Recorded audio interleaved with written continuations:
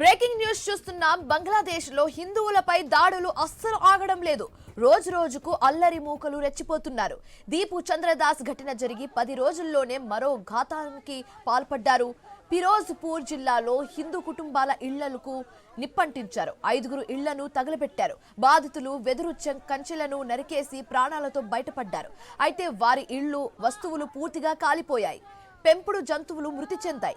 5గురు అనుమానితులను పోలీసులు అరెస్టు చేశారు. ఇప్పటివరకు ఫిరోజ్పూర్ పోలీస్ సూపరింటెండెంట్ మొహమ్మద్ మంజూర్ అహ్మద్ సిద్దికి ఘటనా స్థలాన్ని సందర్శించారు. వెంటనే దర్యాప్తు చేస్తామని బాధితులకు హామీ ఇచ్చారు. యూనస్ పాలనలో హిందువులు, బౌద్ధులు, క్రైస్తవులపై దాడులు కొనసాగుతున్నాయని తెలిపారు.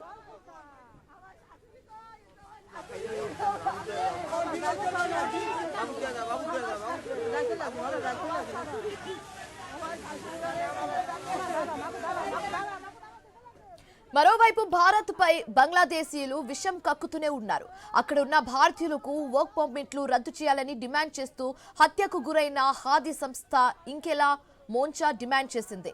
కార్యకర్తలు పెద్ద ఎత్తున రోడ్డెక్కారు. తన నాయకుడికి మరణానికి కారణమైన వారిని 24 గంటల్లో అరెస్టు చేయాలని తాత్కాలిక ప్రభుత్వ నేత యూనస్ కు అల్టిమేటం ఇచ్చారు.